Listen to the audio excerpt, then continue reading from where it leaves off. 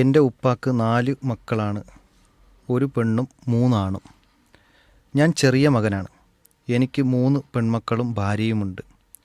ഞങ്ങൾ ഉപ്പയുടെയും ഉമ്മയുടെയും കൂടെയാണ് താമസം.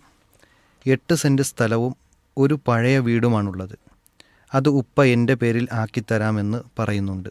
അങ്ങനെ ചെയ്താൽ അത് തെറ്റാകുമോ? ഒന്ന് വിശദീകരിക്കാമോ? ഒരു പിതാവിനെ സംബന്ധിച്ചിടത്തോളം, അതുപോലെ തന്നെ മാതാവിനെ സംബന്ധിച്ചിടത്തോളം, അവിടെ എല്ലാ മക്കളെയും ഒരുപോലെ കാണുവാനും അതുപോലെ തന്നെ ഒരുപോലെ പരിഗണിക്കുവാനുമുള്ള മനസ്സാണ് ആദ്യം ഉണ്ടാകേണ്ടത്.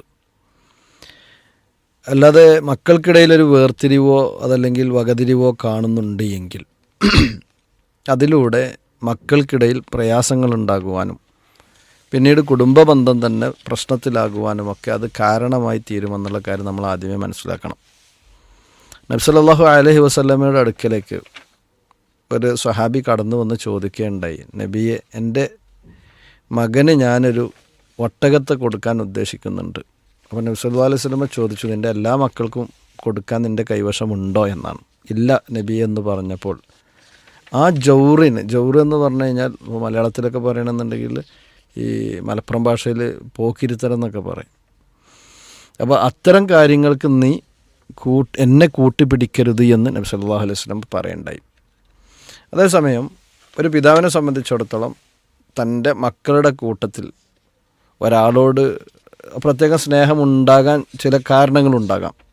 ആ പിതാവിൻ്റെ കാര്യങ്ങൾ ശ്രദ്ധിക്കുന്നു, ആ പിതാവിന് വേണ്ട കാര്യങ്ങളൊക്കെ ചെയ്തു കൊടുക്കുന്നു, ബാക്കിയുള്ള ആളുകൾ ആ പിതാവിനെ തീരെ പരിഗണിക്കുന്നില്ല എന്നൊക്കെ ഉണ്ടാകുമ്പോൾ ചിലപ്പോൾ ആ പിതാവ് ഈ മകനോട് കൂടുതലുണ്ടാവുക എന്നുള്ള സ്വാഭാവികമാണ്. പക്ഷെ ആ സ്വാഭാവികതയിൽ പോലും തന്നോട് ഒരു വിഭാഗം ഇങ്ങോട്ട് അതിക്രമം ചെയ്തു എന്നത് അവരോട് അനീതി കാണിക്കുവാൻ കാരണമാകരുത് എന്നതാണ് സൂചിപ്പിക്കാനുള്ളത്.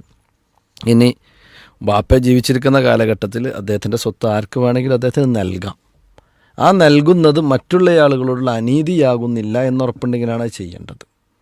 ഇവിടെ 4 സഹോദരന്മാരാണ് ഇവർ മൊത്തത്തിലുള്ളതാണ് ചോദ്യത്തിൽ നിന്ന് മനസ്സിലാകുന്നത്. ബാക്കിയുള്ള മക്കളെ ഇത് ബോധ്യപ്പെടുത്താൻ കഴിയുമെങ്കിൽ ഇദ്ദേഹത്തിന് ഭൂമി കൊടുക്കുന്നതിനൊരു വിലക്കില്ല, മതപരമായി കൊണ്ട് വിലക്കൊന്നുമില്ല. എൻ്റെ സ്വത്ത് എനിക്ക് ആർക്ക് വേണമെങ്കിലും എന്താക്കാം, ജീവിച്ചിരിക്കുന്ന സമയത്ത് ഇഷ്ടദാനം എന്നുള്ള നിലയിൽ നൽകാം.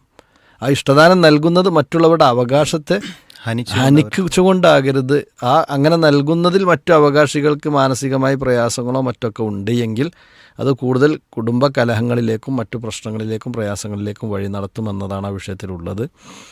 അതുകൊണ്ട് ഈ വിഷയം ഒന്നുകൂടെ എന്താണ് എന്ന് കൃത്യമായി പഠിക്കുകയും ഇതിലൂടെ ഉണ്ടാകാൻ പോകുന്ന വരുംവരായികകൾ മനസ്സിലാക്കുകയും ചെയ്ത് ഖൈറാണ്, മറ്റു പ്രശ്നങ്ങളൊന്നും ഇതുകൊണ്ട് ഉണ്ടാകാനില്ല എങ്കിൽ പിതാവിൻ്റെ കയ്യിൽ നിന്ന് ആ സ്വത്ത് വാങ്ങുന്നതിന് യാതൊരു വിരോധവുമില്ല. അതേസമയം നിങ്ങൾ കൈവശം വെക്കുന്നത് കൊണ്ടും വാങ്ങുന്നത് കൊണ്ടും ബാക്കിയുള്ള ആളുകൾക്ക് ഒന്നും ലഭിക്കാതെ അവർ പ്രയാസപ്പെടുന്ന സാഹചര്യം ഉണ്ടെന്നുണ്ടെങ്കിൽ അതൊരു ശരിയായ നടപടിയുമല്ല. തആവനു അലൽ ബിർരി വത്തഖ്വ വലാ തആവനു അലൽ ഇസ്മി വൽ ഉദ്വാൻ.